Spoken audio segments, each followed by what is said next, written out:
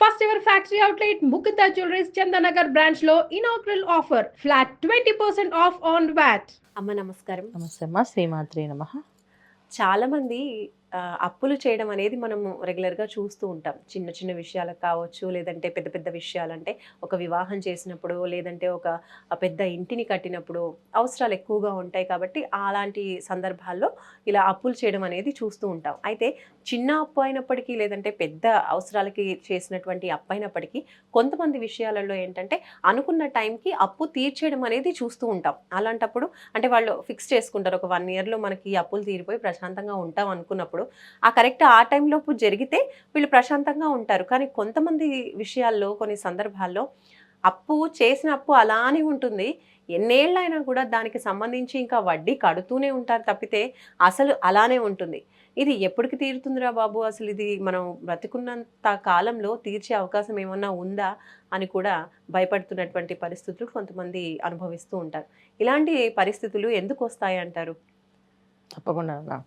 ఎందుకు వస్తాయి అంటే జాతకంలో మనం అనుభవించాలని రాత్రి రాసిపెట్టినప్పుడు అనుభవించాల్సింది తప్పదు. ఓకే. అట్లా అంటే మన పరిస్థితి ఎప్పుడు కొన్నా ఏదైనా పూర్వము అప్పు అంటే ఏంటంటే ఒక ఇల్లు కట్టడమో పెళ్లి చేసినప్పుడు చేసేవాళ్ళు అప్పు. అవును. అది ఒక శుభకార్యానికి వాడేవాళ్ళు కనుక భగవంతుడి ఒక అనుగ్రహంతో వాళ్ళకి తొందరగా తీరిపోయేది. ఒక అమ్మాయి వివాహం చేయాలి, అందుకని అమ్మాయి వివాహం ఉంది స్వామి అని చెప్పి దేవుడి దగ్గర దండం పెట్టుకొని గణపతికి ముడుపు కట్టి కాస్త వాళ్ళు ప్రారంభం చేస్తున్నాం, ఇక నువ్వే దారి చూపించాలి, మాకు మంచి దారి నువ్వే చూపించి ఏదో తీర్చేసేవాళ్ళని చెప్పి అంటే ఎవరో ఒకరు వచ్చి అప్పు ఇచ్చేవాళ్ళు. నెమ్మదిగా ఆ పెళ్ళి అవగానే వివాహం అవగానే వీళ్ళు కూడా అదే ఆ అప్పు తీర్చేసేవాళ్ళు. ఇవాళ అప్పులు ఎలా చేస్తున్నాము అంటే సో అవసరం ఉన్నా లేకపోయినా ఎవరో కాల్ చేసి సార్ మీకు ఈ లోన్ వస్తుంది సార్ అంటే ఇచ్చేయండి అని తీసుకుంటున్నా చూడు, అది చాలా భారంగా మారుతుంది. అలా లోన్లు రావడం అనేది ఒక జాతకంలో ఒక అదృష్టమే. కొంతమందికి ప్రయత్నించినా ఒక కప్పు కదా ఒక రూపాయి కూడా ఇంట్లో వాళ్ళకు నంబర్ వాళ్ళే. కొంతమంది అసలు వీళ్ళు నమ్మి ఇస్తూనే ఉంటారు వీళ్ళు డబ్బులు ఎప్పటికీ ఇవ్వరు వాళ్ళకి, కానీ వీళ్ళు అడిగితే మాత్రం ఇస్తూనే ఉంటారు. అది కూడా జాతకంలో ఉన్న యోగాలే. 100% జాతకంలో ఉండే యోగాలే. అప్పు రాకపోవడానికి కారణం జాతకంలో ఉండే గ్రహస్థితి, అప్పు తీసుకోవడానికి కారణం కూడా జాతకంలో ఉండే గ్రహస్థితి. సో జాతకంలో చూసుకోవాలి. ఒక డబ్బులు వస్తున్నాయి అంటే అది కూడా చూపించుకోవాల్సిందే పరిస్థితి. ఎందుకంటే చాలా మంది అప్పులు ఎలా వస్తాయంటే వీళ్ళు ఏది పట్టినా బంగారంలా స్టార్టింగ్లో కనిపిస్తాయి. సో వాళ్ళు ఒక ₹1,00,000 అప్పు ఇచ్చారు, ఆ ₹1,00,000 వీళ్ళు 2 లక్షలు బిజినెస్ చేశారు, ₹1,00,000 వాళ్ళు తీర్చారు, అదొక అదృష్టం. అప్పుడు ఏం చేస్తారు, ఇంకో 10 లక్షలు ఇస్తారు వీళ్ళు నమ్మి. సో 10 లక్షలతో వ్యాపారం చేశారు, వాళ్ళకి తిరిగి మళ్ళీ ఆ లాభం వాళ్ళు 10 లక్షలు వాళ్ళకి ఇచ్చారు, వీళ్ళకి లాభం 40 లక్షలు మిగిలింది. సో తర్వాత 50 లక్షలు అప్పు తీసుకుని చేస్తారు. ఎందుకంటే ఎప్పుడైతే ఆ కాన్ఫిడెన్స్ లెవెల్స్ పెరుగుతుంటాయో వ్యాపారం పెంచుకుంటూ వీళ్ళు అప్పు చేస్తూ ఉంటారు. సో ఇలా అప్పు చేసుకుని ₹1,00,00,000 అప్పు చేస్తారు.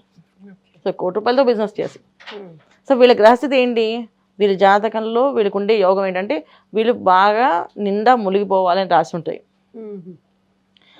అంటే మొత్తం దారుణంగా వెళ్ళాలి, రోడ్డు మీదకి రావాలని రాసి ఉంది జాతకంలో ఉంది అనుకోండి. అప్పుడు ఏం చేస్తారంటే 1 కోటి నుంచి 2 కోట్ల దాకా బిజినెస్ మొదలు పెడతారు, 5 కోట్లు. అప్పుడు 10 ఎప్పుడైతే వీళ్ళకి అది భారం అవుతుందో అప్పుడు దించేస్తుంది పూర్తిగా. ఇంకా అది తీర్చలేరు, ఇంకా అక్కడ వ్యాపారం జరుగుతుంది. సో చాలామంది నష్టపోవడానికి కారణం ఇది. ఎక్కువ వడ్డీకి తీసుకురావడము, వ్యాపారం ప్రారంభం చేయడం. స్టార్టింగ్లో బాగానే ఉంది కదా, ఇదే వ్యాపారం చేస్తున్నాం కదా, ఎప్పుడూ కలిసి వచ్చే వ్యాపారం ఇవాళ కలిసి రాలేదు. చాలామందికి సందేహం డౌట్లు చాలామంది అంటారు, మేము ఎప్పుడు చేసే వ్యాపారమే, అనుభవం ఉన్న వ్యాపారమే, ఎందుకు లాస్ అయ్యాం లేదు. దీంట్లో కాదు గ్రహస్థితి, వాళ్ళకి ఎవరో వచ్చి దీంట్లో పెట్టండి బాగుంటుందని చెప్పి అంటారు. సో దీంట్లో పడే అవకాశం, ఇప్పుడు ఒక ఫుడ్ బిజినెస్ అనుకోండి, అది పడిపోదు, పెరుగుతుంది కొద్దిగా దాని బ్రాండ్ ఇమేజ్ పెరుగుతుంది తప్ప అది డౌన్ అయ్యే అవకాశం ఉండదు. కానీ జాతకంలో వీళ్ళు అనుభవించాలని రాసి పెట్టుంటే ఎంతటి పెద్ద బిజినెస్ అయినా డౌన్ అవుతుంది, అయిపోతుంది. సో ఇది జాతకంలో ఉండే 100% జాతకంలో దోషాలు. అప్పు పుట్టట్లేదు వీళ్ళకి, అది కూడా జాతకంలో ఉండే గ్రహస్థితి. సో జాతకంలో ఉండే బలంగా అంటే వీళ్ళకి అప్పు పుట్టట్లేదు అంటే వీళ్ళు చాలా అదృష్టవంతులు అని అర్థం.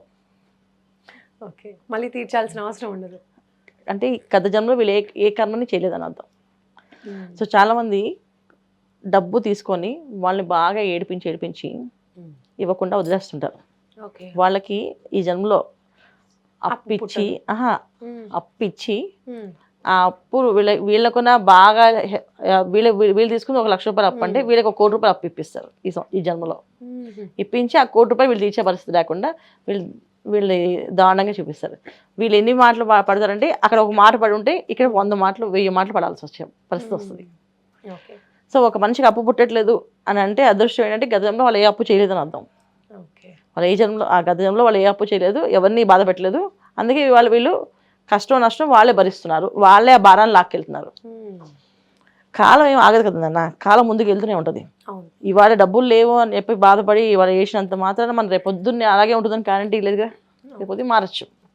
సో జీవితంలో మార్పు అనేది ఖచ్చితంగా వస్తుంది, కాలం మార్చేస్తుంటుంది మనుషుల్ని. అలాగే ఈ అప్పులు అనే బాధల నుంచి బయటపడాలి అంటే అసలు అప్పు చేసేటప్పుడు ప్రతి మనిషి చూసుకోవాల్సిన ముఖ్యమైన లక్షణం ఏంటంటే అసలు చేయొచ్చా నేను, అవసరమైన నా జాతకంలో అసలు అప్పు చేస్తే తీర్చే యోగం ఉందనే చూసుకోవాలి. అందరూ పెళ్లి కోసం చూస్తారు, కానీ అప్పులు చేస్తున్నాం, ఒక లోన్ తీసుకుంటున్నాం అంటేనే అసలు మనకి మన జాతకంలో లోన్ తీసుకుంటే తీరుస్తామా అనేది చూసుకోవాలి. చూసుకుంటే ఖచ్చితంగా ఆ గైడెన్స్ ఫాలో చేస్తారంటే వీళ్ళు 100% ఏ తప్పుడు అడుగులు వేయకుండా హ్యాపీగా ఉంటారు. ఓకే, అంటే పెద్ద పెద్ద అప్పులు చేసినట్టు మనకి కాదు కదా, చిన్నప్పైనా సరే అసలు అప్పు అనేది వస్తుంది అంటే ఫస్ట్ ఆఫ్ ఆల్ ఎవరైనా సరే ఒక 12 ఏళ్ళు రాగానే పూర్వము జాతక చక్రం వేయించేవాళ్ళు, చూపించేవాళ్ళు ప్రతి ఒక్క పిల్లలకి, అమ్మాయికైనా అబ్బాయికైనా 12 ఏళ్ళు దాటగానే ఒక జాతక చక్రం వేయించేవాళ్ళు. వీళ్ళు ఏం చదువుతారు, వీళ్ళు ఎలా అభివృద్ధి అవుతారు, వీళ్ళు ఏ వ్యాపారాలు చేయొచ్చు అంటే ఏ రంగాల్లో అభివృద్ధి అవుతారు, ఒకవేళ రంగాల్లో చదువు రాదు అంటే ఏ వ్యాపారాలు చేయొచ్చు అని అడిగేవాళ్ళు. దాని ప్రకారం వెళ్ళేవాళ్ళు. ఇవాళ రోజున అదేం లేదు, బాగా లాస్ అయిపోయి బాగా డల్ అయిపోయిన తర్వాత లాస్ట్లో వచ్చి అడుగుతున్నారు. అప్పుడు ఏం చేస్తాం అట్లా అనమాట. అది రెండోది ఏంటంటే అప్పు, మీరు ఇందాక అడిగారు కదా అప్పులు ఎప్పుడు చేయాలని చెప్పేసి, మంగళవారం శనివారం అప్పులు చేయకూడదు, అది జన్మలో తీరవు. మంగళవారం అప్పు తీసుకున్నారంటే ఇంకా జన్మలో తీరుస్తూనే ఉండాలి. మంగళవారం క్రెడిట్ కార్డుతో స్వైప్ చేసామా ఎక్కడైనా అది అప్పు కింద లెక్క. చాలా మంది అంటే అప్పు తీసుకోవడం కాదు, క్రెడిట్ కార్డులు వాడుతున్నారు కదా, మంగళవారం పూట క్రెడిట్ కార్డు ఎక్కడా వాడకూడదు. క్రెడిట్ కార్డులో ప్రస్తుతం కనీసం ఒక పంచదార కూడా కొనకూడదు, అంత సింపుల్గా. అంటే ఒక షుగర్ ఏదైనా స్వైప్ చేయకూడదు, అంత దారుణం ఉంటుంది అంటున్నా. మంగళవారం శనివారం సో ఈ చేయకుండా ఉంటే బాగుంటుంది. సో అప్పులు ఎప్పుడైనా లోన్ తీసుకోవాలనుకున్న రోజున లోన్లు ఏవైనా వస్తున్నాయి, సంతకాలు పెడుతున్నారు, పేపర్ల మీద సంతకాలు పెడుతున్నారు, అది మంగళవారం శనివారం చేయకూడదు. సో లోన్ కోసం తర్వాత ఏదైనా వెహికల్స్ మీద పెడుతున్న సంతకాలు పెడతారు, అవి కొన్ని తీసుకోకూడదు అసలు. అంటే వెహికల్ మన ఇంటికి వస్తుంది, అది అప్పు కింద రాదు అనుకుంటారు చాలా మంది, అలా ఏం కాదు. ఇంటి లోన్స్ కానీ వెహికల్స్ లోన్స్ కానీ వెహికల్స్ కానీ ఏం తీసుకున్నా సరే మంగళవారం శనివారం ఇది ముట్టుకోకుండా ఉంటే ఆ అప్పు తొందర తీరిపోతుంది. చాలా మంది మన తొందర తీరిపోయిందండి అంటారు, దానికి కారణం మంగళవారం అయి ఉండదు వాళ్ళకి. ఒక అప్పులు ఉన్న వాళ్ళు ఏం చేస్తారంటే అప్పు తీర్చాలి, ప్రతి మంగళవారం తీర్చాలి. వాళ్ళు కుదిరితే వాళ్ళ అకౌంట్లో వేసేయడం డబ్బులు, లేదంటే వీళ్ళే వాళ్ళ పేరుని ఒక అకౌంట్ పెట్టుకొని ఒక ఇంట్లోనే ఒక బాక్స్లో పెట్టుకొని దాంట్లో వీళ్ళకి ఇవ్వాలి, ఈ మంగళవారం నా దగ్గర ఇంత ఉంది అని చెప్పి వాళ్ళ పేరు రాసి రోజు ఆ డబ్బులు అక్కడ పెట్టాం మంగళవారం.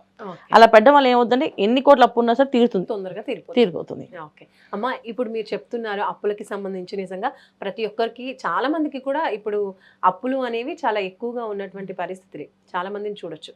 అయితే ఈ సమస్య కాకుండా ఇంకా ఎన్నో సమస్యలు కూడా ఉంటాయి, అప్పులకి సంబంధించి కావచ్చు, ఆరోగ్యం కావచ్చు, ఇంకా ఆర్థికం కావచ్చు, ఇలా ఎన్నో విషయాలు ఉంటాయి.